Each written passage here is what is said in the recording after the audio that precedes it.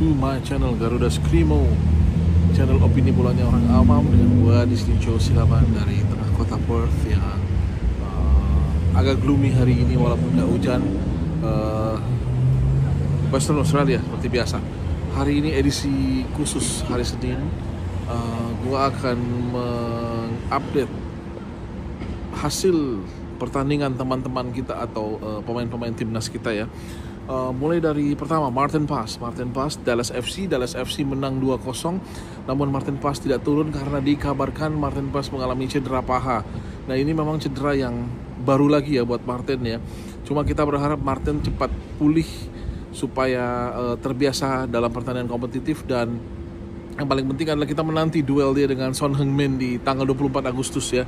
Masih sekitar 10 harian sendiri, 2 minggu lagi. Berharap bahwa Martin bisa cepat pulih. Jadi Dallas FC menang 2-0 atas Portland Timbers. Portland Timbers adalah tim yang sedang naik daun juga di MLS, asuhan dari Phil Neville.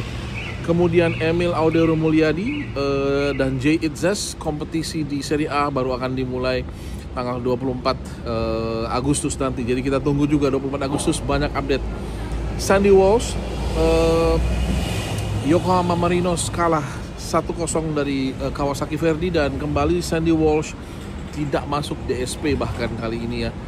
Saya juga kurang tahu kenapa dan apa yang terjadi, tapi kita berharap bahwa karir Sandy Walsh di Yokohama Marinos ini bisa bertahan dengan baik. Kemudian Nathan Chuaon, William Dua Tilburg. Nathan kali ini masuk di menit ke-68 sebagai central midfielder ya, menggantikan Wall. Cukup menarik karena berarti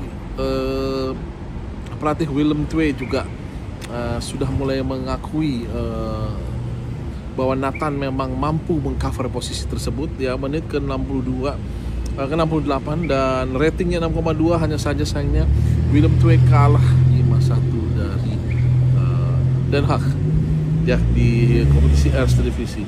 Kemudian Mauro Zylstra, Volendam masuk DSP tapi tidak diturunkan ketika Volendam main seri 1-1 dengan Heerenveen ya. Berikutnya Eliano Reinders, PEC Zwolle, masuk juga di menit ke-68, main di wing kanan, mendapatkan rating 5,9, kurang baik, dan Zwolle menang atas Twente 1-0, di mana Maes Hilgers tidak bermain dan tidak masuk DSP.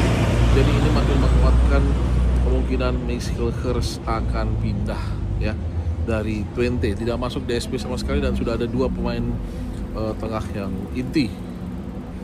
Kemudian berikutnya Justin Hubner, Fortuna Sittard main dengan baik ya, 90 menit, dapat rating 7,6 walaupun kelihatan belum terlalu padu di barisan belakang Fortuna Sittard. Namun ya ini satu kemajuan yang baik karena Justin mulai terekspos dengan kompetisi level senior yang memang lebih tough lah daripada Wolves umur 21. Di sisi lainnya Calvin Verdonk itu main 90 menit ya, dan klubnya menang 5-0 atas Excelsior. Calvin turun sebagai kapten lagi. Lucunya dia bermain sebagai LCB, left center back, jadi bukan wingback seperti biasanya. Dean James, nah ini Dean James ini lawan dari Justin Hubner kemarin. Klubnya Go Ahead Eagles bermain seri 1 sama,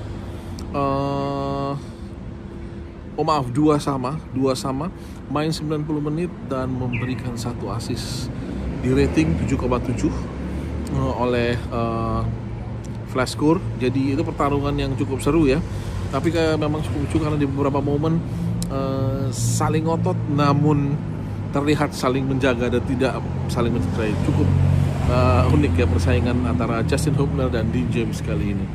Berikutnya Ivar Jenner tidak masuk DSP Utrecht. Kemudian Miliano Jonathans, calon naturalisasi kita, masuk DSP tapi tidak dimainkan oleh Utrecht. Berikutnya kita pindah ke Belgia. Di Belgia Challenger Pro League Lomal SK, Joey Pelupesi masuk di menit ke-75, jadi bermain 15 menit. Dan Lomal seri 3-3 dengan RWDM Brussels ya. Dan di rating 6,5. Mungkin ini baru permainan musim, tapi memang Joey sendiri usianya sudah 32 ke 33, jadi kita berharap dia bisa mendapatkan lebih banyak lagi menit bermain di Lomal ya. Kemudian kita pindah ke Jupiler Pro. Ragnar Oratmangun, Dender kalah 0-2 dari Saint Truiden. Saint Truiden ini adalah klub yang dihuni oleh Leo Kokubo, salah satu kiper Jepang, kiper junior Jepang yang keturunan Afrika, dan kalah 0-2, tidak masuk DSP. Dari rilis resmi yang dibuat mereka, Ragnar Oratmangun masih illness, jadi mungkin belum terlalu sempurna. Kemudian berikutnya kita ke Inggris dulu, Oxford United. Marcelino Ferdinand tidak masuk DSP. Ini ada erat kemungkinan dengan isu bahwa Lino akan dipinjamkan ke salah satu klub Belanda. Dan kemudian Oxford United satu lagi, oleh Robin masih cedera, jadi tidak bermain ya. Kita pindah dan beralih ke BRI Super League. Jens Raven ya. Bali United masuk ke menit 76. Bali United bermain seri 1-1 dengan Persik Kediri dan belum terlalu banyak memberikan kontribusi untuk Bali United. Stefano Lillipali, mungkin kita ke Dewa United berikutnya. Dewa United, Ricky Kambuaya main 90 menit, Egy Maulana main 75 menit, Rafael Struik starter main 45 menit dan digantikan oleh Stefano Lillipali. Belum bisa memberikan kontribusi yang baik, belum terbiasa mungkin dengan cuaca yang panas dan pola permainan Dewa United, tapi kita berharap bahwa Rafael Struik bisa terus menunjukkan kemampuannya ya. Hanya saja Dewa United kalah 1-3 dari Malut United yang dihuni oleh Yakob dan Yance Sayuri. Yakob Sayuri main 80 menit dan Yance Sayuri main 85 menit. Kemudian di Persib, Beckham Putra main 76 menit, Persib menang 2-0. Kita ke Brunei, Ramadan Sananta menarik, main 90 menit, 1 gol dan 1 assist.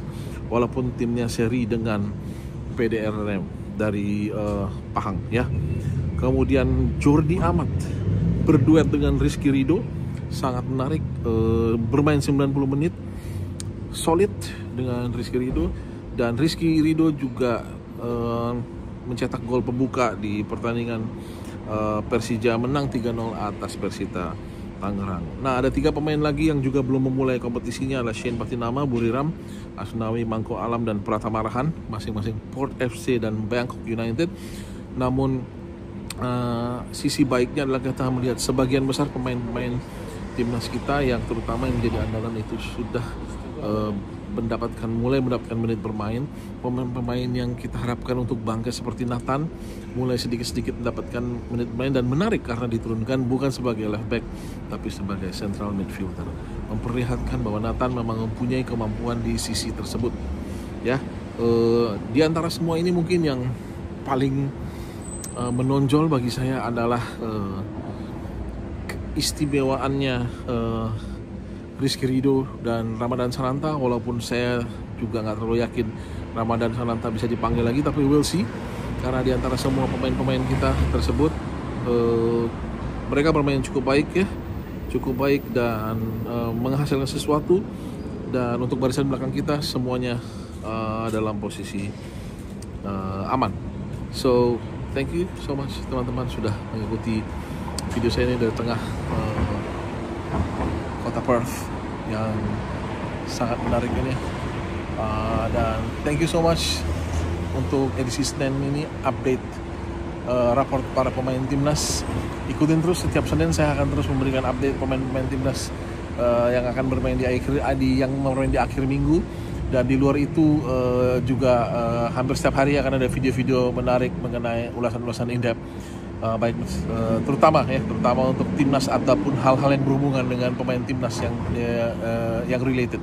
So thank you so much sudah menyaksikan video saya. Jangan lupa subscribe channelnya, like videonya, dan share teman-teman. Kasih komen kalian di bawah. Until next time.